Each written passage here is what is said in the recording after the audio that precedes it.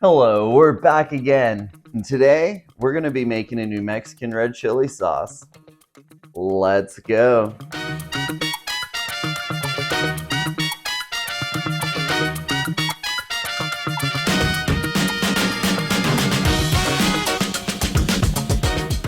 Welcome back. I'm really excited to be making this New Mexican red chili sauce for you today. First things first, we're going to start by getting ourselves a sheet pan and our New Mexican red chilies.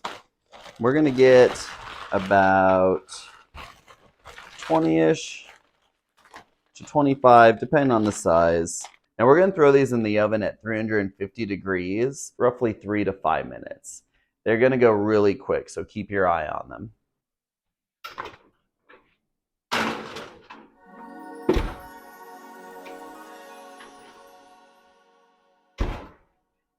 Awesome. So now that our chilies are out of the oven, they're actually cooled down too. They only took 2 minutes in there. You only want to cook them until you can start smelling them and the skins get soft. So now that they're cooled, now we're going to de-stem them and take out all the seeds. Now these are some mild New Mexican chilies that I got. I don't like them like too hot or spicy, so I went with the mild. So I'm just de-seeding and de-stemming these right on the same sheet pan that we cooked them in the oven on. And it doesn't matter if you get all the seeds, just get as many as you can out.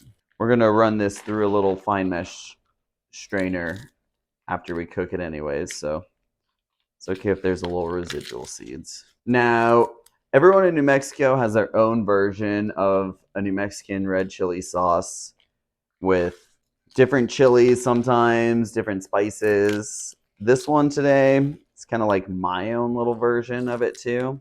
But that's what makes cooking fun, and that's what makes recipes great, is that there's a million different recipes for the same exact thing. Now that we have our chilies all de-seeded and de-stemmed, we're going to go over to the stove and we're going to put them in a pot and cover them with some vegetable stock. We're just going to put our chilies right in our pot right here.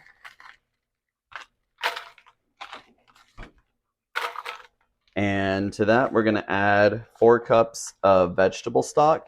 You can use chicken stock if you like, or beef stock, depending on what application you're using these for. It's Lent right now, and I gave up meat, so I'm using vegetable stock. And to that, I'm going to add 1 whole shallot, halved and quartered, 5 cloves of garlic, and just a pinch of salt to start. Get yourself a spoon and just kind of press everything down into our pot. It's okay if they're sticking out of the liquid a little bit. We're going to put a lid on top of these, and as they soften, they'll cook down. Let's throw our lid on, turn on the flame, and we're going to cook this for 22 minutes. All right, so our chilies have had a chance to simmer for 22 minutes on a low heat, and I let them cool for about 22 minutes after that with the lid off. So now that they're cooled down, we're going to put them in a blender. And I'm just using a big metal spoon. Should still be a little warm, but shouldn't be too hot. I'm going to pour the rest of the liquid into a little container. I'm just going to use a little strainer to straighten out any seeds that might have gotten in there. And I'm going to start by adding about, let's see, a cup of that liquid to our blender. I might have to add more, but we'll see when we start mixing it.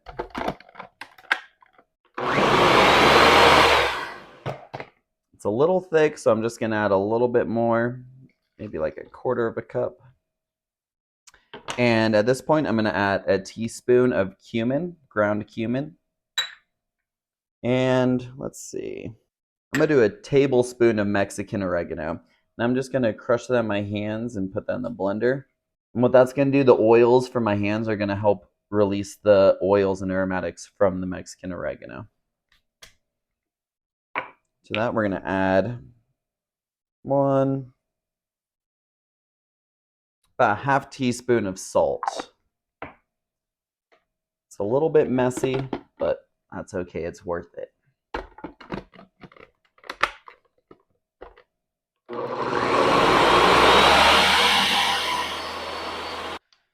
That mess was a little too much for my OCD, so I had to clean it up. All right. Now we're going to get another container and our mesh strainer. We're going to, little by little, just run this through our strainer. And this is going to give us just a better texture, better consistency, and honestly, it makes a big difference in the end product. So definitely do not skip this step.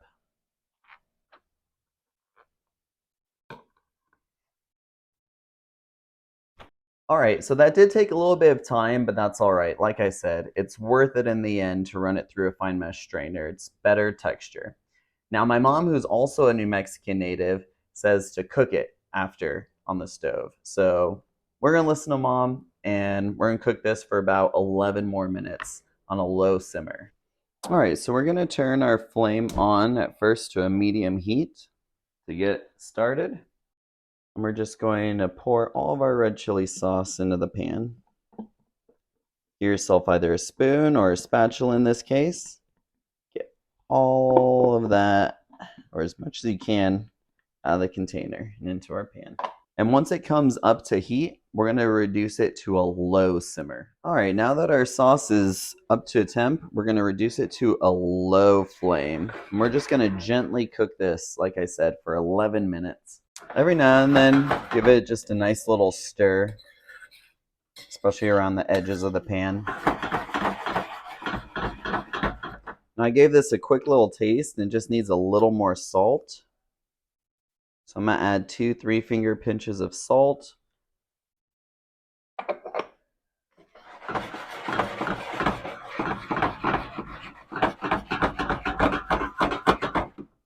Oh, it smells so good.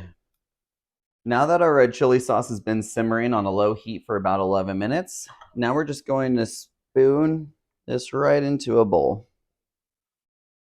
Or whatever container you want to put it in, a mason jar, Tupperware.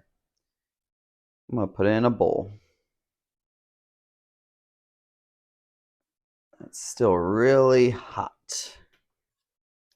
All right, now you can either let this cool down or you can eat it hot, warmed up like I'm going to do right now.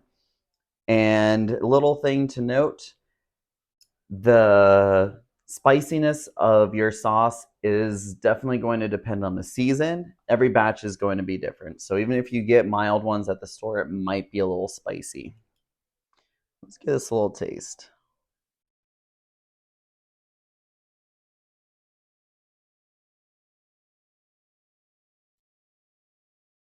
It's so delicious. It's silky. It's tangy.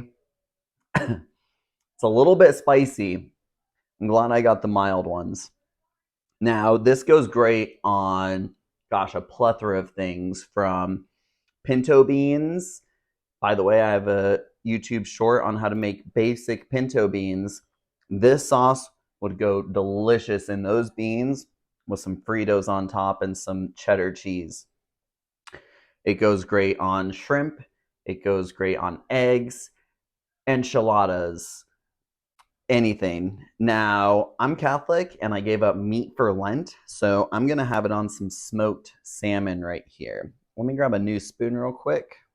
And I'm just going to spoon some of this right on top. Gonna smother it, really. All right, let's see how this tastes. I've never had it on salmon before, so you gotta learn smoked salmon. Smells great.